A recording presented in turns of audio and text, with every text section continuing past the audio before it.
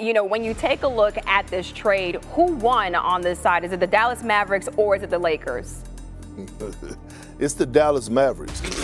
Breaking news out of the NBA, the Mavericks are expected to fire general manager Nico Harrison at 10 a.m. Central Time. I feel like they got robbed of actually seeing the end, seeing this through, seeing Luca develop, into hopefully a champion one day, and it feels like they never got to see the end to this. So this was very heartbreaking. And but now it's I think it's time to move on. When someone like Dirk Nowitzki, a dude who gave Dallas 2 decades of loyalty, finally snaps like that, you know things hit rock bottom.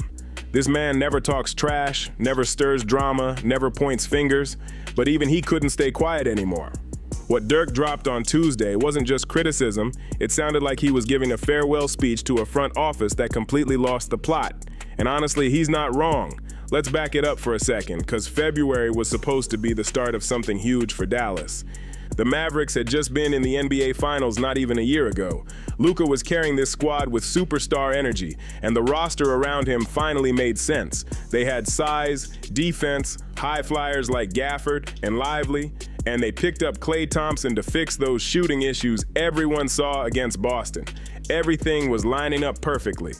The season kicked off and Dallas was rolling, going 14-3 in their last 17 games heading into Christmas. They weren't just good, they were looking dangerous at the perfect moment. The whole vibe was clicking until Luca went down. And that injury? Yeah, that ended up being the last time he ever suited up for the Mavericks. Because Nico Harrison, the general manager, decided it was time to blow the whole thing up and ship him to the Lakers. Like, what? Trade just made no sense. It made no sense to them, and really there was no explanation for it either.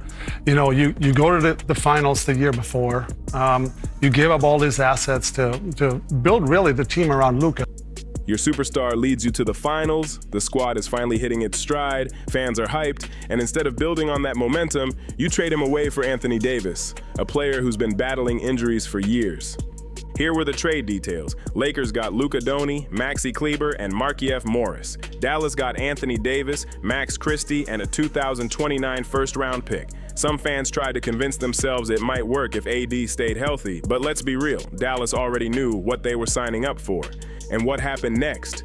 Exactly what everyone except Nico seemed to see coming. Anthony Davis landed in Dallas and started breaking down almost immediately. Out of a possible 42 games so far, he's played just 14. And even that number is messy because he walked out of 2 of those early. So technically, he's only completed 12 full games in a Mavericks jersey. 12 games. And on top of that, he still hasn't played 5 straight games for Dallas, not even once. Meanwhile, Kyrie Irving hasn't touched the court all year, and Klay Thompson, man, he looks like a shadow of the player he once was. The squad that was supposed to chase a championship is now fighting just to stay alive in the playoff picture. That's how far things fell off. And this is exactly where Dirk Nowitzki steps into the story. Because when the news broke Tuesday that Dallas finally fired Nico Harrison, Dirk jumped on TV and let it fly. Man, he said straight up this move should have happened in the summer, not halfway through the season when the damage was already done. Months ago, he mentioned there were too many distractions, too much drama, and that the whole vibe felt like a dark cloud hovering over the team before the season even got rolling. But the coldest part? When he said the whole trade never made sense and nobody ever gave a real explanation for it. Then he got hit with the question, "You are a Mavs legend. I know that your phone has been blowing up. Why did this move have to happen?" And Dirk didn't protect anybody. He put the whole decision-making process under a spotlight. This is a dude who spent 21 years being the perfect teammate, the quiet leader, the face of the franchise. And even he couldn't defend what went down. Here's what Dirk really exposed. Dallas spent years building around Luca. They traded assets, drafted smart, stacked the roster with switchable wings, defensive specialists, and lob targets. They fixed the holes that cost them the finals. The fans were all in. The city was buzzing again. And right when the team was finally connecting the dots, Harrison ripped the whole thing apart like none of it mattered. The leadership that we have is really elite. And you'll see next year when our team comes back, we're going to be competing for a championship. Washington straight line drive. And so the Pelicans. Black turns down the 3. Oh! Klay Thompson lost it. So at this point, the mission is obvious. Fire Nico! Fire Nico! Fire Nico! Dirk said the fans feel robbed, and he's right. They never got to watch the end of Luca's story in Dallas. They never got to see if he'd grow into a champion with the team that raised him. That chance was snatched away. And the person who did it was their own GM. But Dirk's frustration wasn't just about losing Luca. It was about what came back in return. Because Anthony Davis isn't just injury-prone, he's basically a walking question mark, with a contract that's about to weigh this franchise down for years. Right now, Davis is pulling in $54 million. Next year, it jumps to $58 million, then $63 million in 2027. And by 2028, he'll still have a top 5 contract in the entire league. Think about that. A player who struggles to stay on the floor for more than a few games at a time is carrying superstar money like nothing happened. One of the highest paid players in the entire league, and he's getting older and more breakable by the year. Davis is deep into his mid-30s now, pushing toward year 15, and even back in his New Orleans days, he wasn't exactly the definition of reliability. He never lifted those Pelican squads like a true franchise leader, and that was when he was younger and fresher. Fast forward a decade with more miles, more setbacks, and more wear on his body, and this is supposed to be the centerpiece of a title contender? It just doesn't add up. And the wildest part? His trade value right now might be the highest it'll ever be again. If Dallas holds on to him for another year or two, nobody's touching that contract. They'll be stuck paying a 35-year-old injury-prone big man over $60 million just to watch games from the sidelines. The comparison to Kawhi Leonard fits way too well. Both dudes are crazy talented when they're actually healthy. Both bounce around teams without ever planting real roots. Every season starts with hype, potential, this might be the year, and then boom. They disappear when it matters because their bodies won't cooperate. It's the same script every time. Look at what happened with the Clippers and Kawhi. For the past few seasons, he hasn't lifted them. He's held them down like an anchor.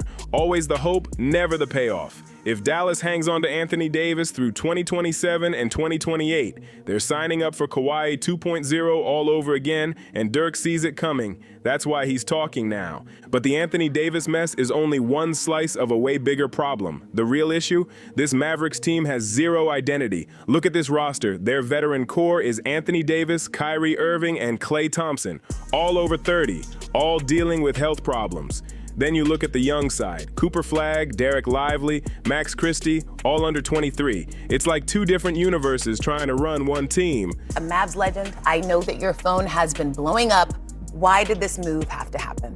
Well, I think there's just too many distractions, too much going on to keep going this way. This move should have probably happened this summer, honestly. I didn't want this negative energy and this black cloud over the Cooper Flagg era, but here we are now. In the NBA, that mix never works. You can't chase a title while half your squad is trying to win now and the other half still needs time to grow. You have to pick a lane. Here's the cold truth history keeps shouting at us. Teams built around stars in their 30s almost never win a championship anymore. That's not someone's opinion, that's how the league has played out for years. Here's the next truth. When a team tries to live in two eras at the same time, it crashes every single time. And that's exactly what Dallas is doing right now. They're trying to chase wins with aging vets while also pretending they're building for the future, and it's blowing up in their face. If you're a Mavericks fan, watching Anthony Davis go down every other week, watching Kyrie sit the whole season, watching Klay Thompson struggle to stay afloat, the answer is right there. Scrap the veteran era and move on. Start fresh with the Cooper Flagg timeline and ride with the young core that actually has upside. There's only one veteran Dallas should bother keeping, Kyrie Irving. He still has real game left, and if he gets healthy, he can lead, mentor, and still put up numbers while helping the kids grow. The one vet they need to cut loose? Klay Thompson. He's not the same player anymore, and hanging on for nostalgia makes no sense when you're trying to rebuild. And the one veteran they need to trade ASAP, Anthony Davis. His value is still somewhat high right now, but it's dropping fast. If they wait another year or two, he'll be untradeable. Move him now, get young pieces, picks, whatever helps build a future that's actually stable. Keeping AD is choosing a short-term dream over long-term success, and that's a losing recipe. Cooper Flagg is never going to be Luca 2.0, and that's fine. He doesn't need to be. Flagg has the tools to become a multi-time all-star and a legit franchise cornerstone in his own lane. And here's the key part. Dallas fans don't have any real emotional connection to Anthony Davis. He's been a Pelican, a Laker, and now a Maverick. He's basically a mercenary passing through teams. Dallas isn't his city, and everybody knows it. Why would fans invest their heart into a guy who's likely gone or worn down in 2 years? The smart move is to let him go now, build around Flagg and the young dudes, and finally create something that actually belongs to Dallas. Dirk's comments on Tuesday weren't just basketball takes, they were about respect. Respect for the fans who've stuck through every high and low. Respect for the city. Respect for the franchise he gave 2 decades of his life to. When he said this move should have happened in the summer, what he really meant was that Nico Harrison never should have made that trade at all. The black cloud he talked about wasn't just bad vibes, it was the shadow of a front office mistake that undercut everything the Mavericks had built. It was about ripping the future away from the fans and replacing it with an aging veteran on a brutal contract. And fans aren't just gonna shrug it off like some people think, not after everything they've been through. Dirk said it himself. This fan base is loyal, emotional, and ride or die. They backed him for 21 years through everything, from the title run to the rebuilds, and they deserved way better than what they got. They deserve to see Luca's whole journey unfold in Dallas, not watch it get cut short for a move that never made sense. Instead, they ended up with a GM who panicked after one injury and made one of the worst trades the league has seen in years. The Mavericks aren't just struggling on the floor, they're struggling with who they are. No direction, no clear identity, nothing. Dirk said this team needs all the support it can get, and he's right, but fans can't rally behind a group that doesn't even know what it stands for. There has to be a vision. There has to be accountability. Firing Nico Harrison is a step in the right direction, but it's only step one. The next GM has to walk in, look at this roster with no emotion, and make the tough calls. That means trading Anthony Davis while his value hasn't completely crashed. Moving on from older vets who aren't moving the franchise forward and going all in on the Cooper Flagg timeline with Kyrie as the veteran bridge.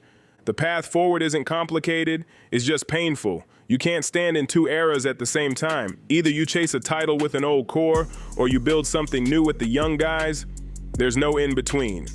And after everything that went down, the choice for Dallas should be crystal clear. Build around the young dudes.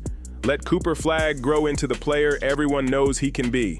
Surround him with players who match his timeline. Keep Kyrie around as a leader and mentor, and move on from anyone who doesn't fit the future. It sounds cold, it sounds ruthless, but this league is a business, and winning takes tough decisions. If the Mavericks want to chase championships again, if they want their fans to believe in the franchise the way they used to, this is the only lane that makes sense.